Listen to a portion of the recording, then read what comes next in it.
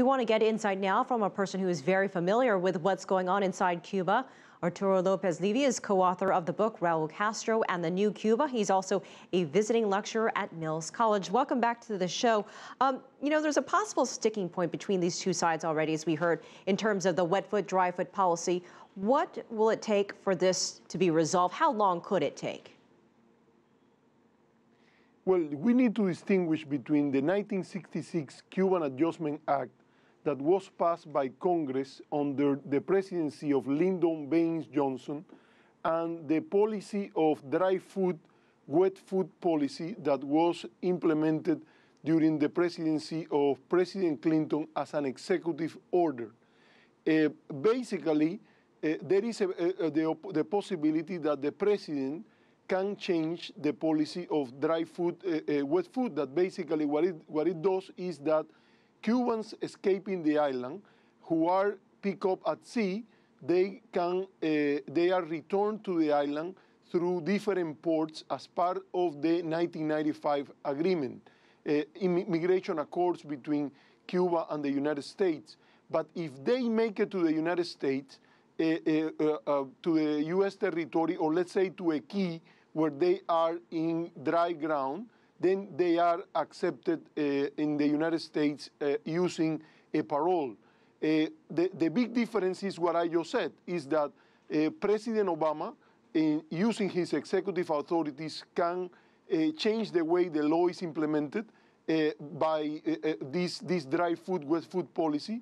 But in order to change or to end the 1966 Cuban Adjustment Act, basically we require an act of Congress, something that I think is doubtful given the current balance of forces in the House of Representatives. And Arturo, I want to ask you about Congress because with the Republican majority, it appears unlikely they plan to lift the embargo anytime soon. Can you talk about how this could be impacting talks? And let's discuss the embassies as well, because for the United States to open an embassy in Cuba, they would need approval from Congress. They'd need funding. So is there a possibility that won't ever happen? Well, I think that there are these are, as in the way you say it, they are two different things. The first one, it's true, there is a big problem in Congress, because even if you can have a majority in Congress to pass a dismantlement of the U.S. embargo on Cuba, still there is a rule of procedure. It's called the Hastert rule in honor to former Speaker Dennis Hastert, that required a majority of the majority to bring legislation to the floor. And it's very doubtful that we will have a Republican majority, means a majority of Republicans in the House taking distance or entering into conflict with the powerful Cuban-American group that is supporting the embargo. That said, this is a dynamic picture. It's not static.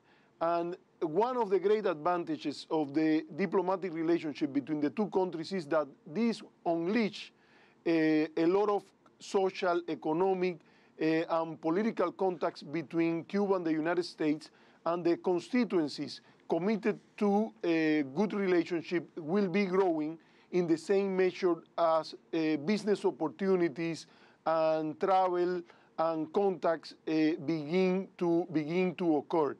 Then your second question was about the embassy, and I must say this is an area in which the power of Congress is in some sense limited, because Article 2 of the U.S. Constitution made very clear that is the president the one in charge of establishing a diplomatic relationship with other states. And already there is a budget for the U.S. interest section, a big asset for U.S. foreign policy in Havana, to the point that former Secretary of State Condoleezza Rice has recommended this model for Tehran, for the relationship, the difficult relationship between the United States and Iran.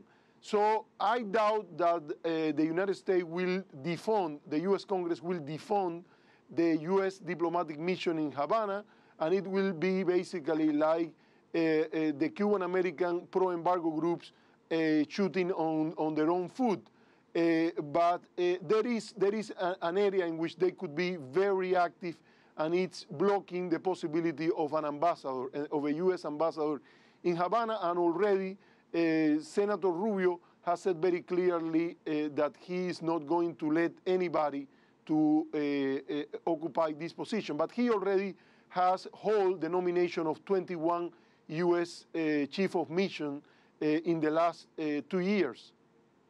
Arturo, looking ahead to tomorrow, what are your expectations? What do you hope comes out of the next day of talks?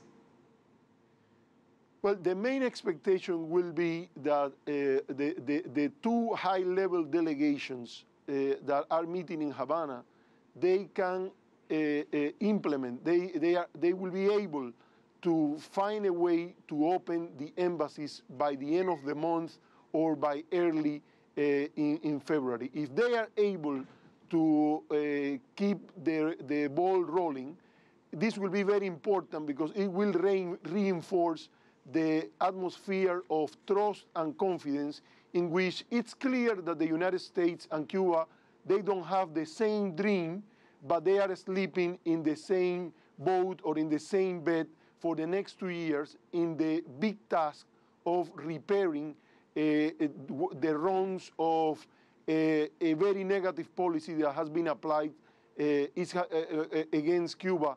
It has been counterproductive, it has been illegal, and it has been rejected by the majority of the international community. And this eventually will open a lot of doors for the United States in Latin America, and it will align some of the American policies with those of U.S. allies.